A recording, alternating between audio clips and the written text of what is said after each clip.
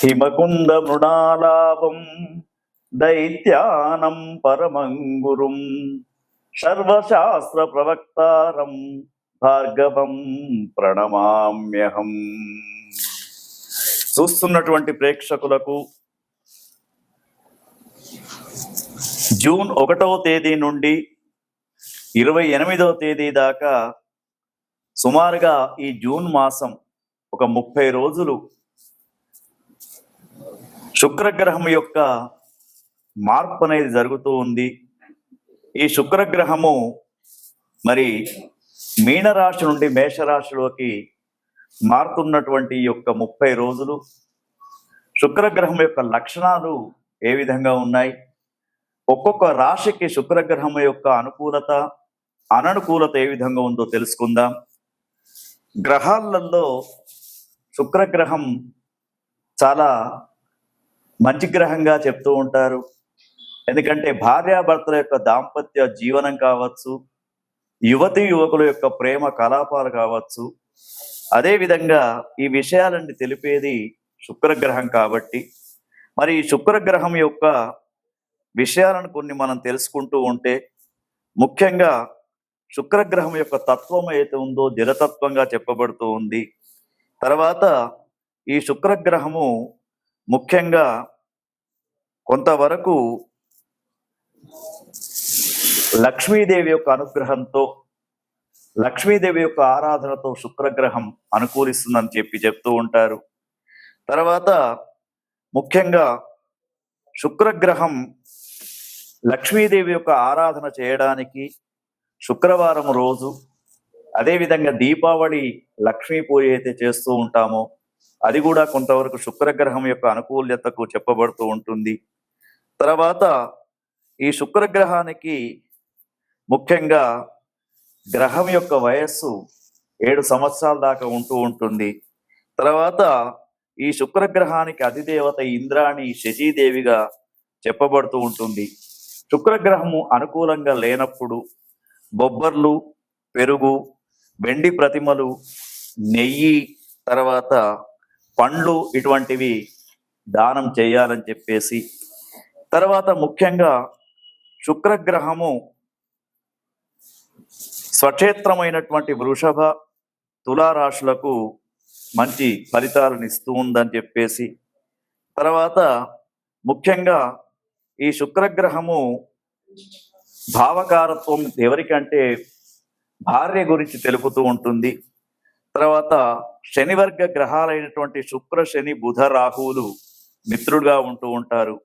గురువర్గ గ్రహాలైనటువంటి గురు, కుజ, రవి, చంద్ర, కేతువులు శత్రువులుగా శుక్రగ్రహానికి ఉంటూ ఉంటారు.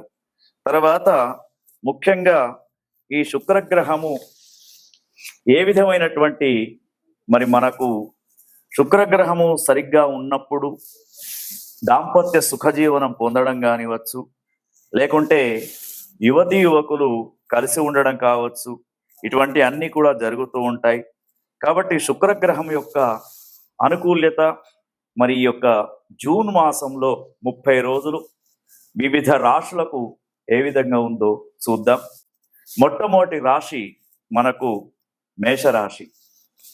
ఈ విశ్వావసునామ సంవత్సరములో జూన్ 1వ తేదీ నుండి జూన్ మాసం మొత్తం కూడా మేషరాశి జాతకులను గమనించినప్పుడు, ఆ మేషరాశి జాతకులో చూసినప్పుడు వారికి శుక్రారిష్టేతు సంప్రాప్తే శుక్ర పూజాంచ కారయే శుక్ర ధ్యానం ప్రవక్ష్యామి పత్ని పీడోపశాంతయే.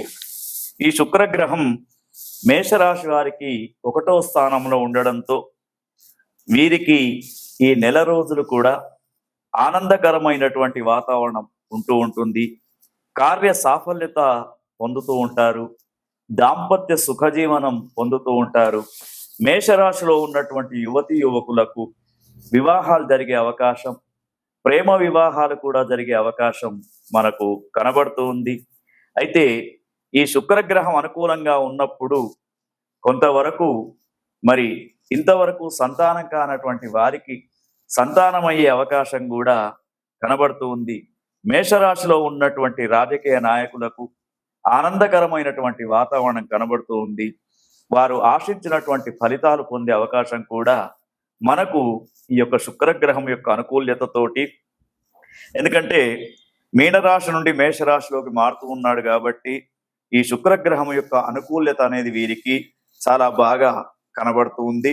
అయితే వీరు ఇంకా శుక్రగ్రహంతో ఇంకా అనుకూల్యంగా వీరికి ఉండాలనుకున్నప్పుడు మరి మహాలక్ష్మి యొక్క ఆరాధనను వీరు చేయడం వీరికి శ్రేయస్కరంగా చెప్పుకోవచ్చు. విశ్వావసునామ సంవత్సరంలో జూన్ మాసం మొత్తం కూడా మీనరాశి నుండి మేషరాశిలోకి ప్రవేశిస్తున్నటువంటి శుక్రగ్రహం యొక్క సంచారం రెండవ రాశి అయినటువంటి వృషభ రాశి వారికి ఏ విధంగా ఉండబోతుంది, వారు ఎటువంటి జాగ్రత్తలు తీసుకోవాలో తెలుసుకుందాం. మరి శుక్రగ్రహాన్ని గమనించినప్పుడు వీరికి 12వ స్థానంలో శుక్రుడు ఉండడంతో మధ్యమమైనటువంటి ఫలితాలు కనబడుతూ ఉన్నాయి. ముఖ్యంగా వీరికి యంత్ర ప్రమాదాలు ఏర్పడే అవకాశం కనబడుతూ ఉంది. తర్వాత ప్రతి విషయంలో ఆరాట ఎక్కువ ఉంటుంది. ఆరాటం అంటే ప్రతి పని నేనే చేయాలి, సమాజంలో నాకే పేరు రావాలి, కుటుంబంలో నాకే పేరు రావాలి అనే తహతహ అనేది ఈ వృషభ రాశిలో ఉన్నటువంటి వారికి కనబడుతూ ఉంది. రాజకీయ నాయకులు కూడా అన్ని విషయాలలో ముందుకు వెళ్తూ ఉంటారు. కొంత మాట దురుస్తనంతో వీరికి సమాజంలో గౌరవం అనేది దూరం కావించబడుతూ ఉంటుంది. దాంపత్యకరమైనటువంటి జీవనానికి కూడా కొంతవరకు దూరం అయిపోతూ ఉంటారు. యువతీ యువకులు మాట పట్టింపులతోటి మరి వీరికి శత్రుభావనలు పెరిగే అవకాశం కనబడుతూ ఉంది.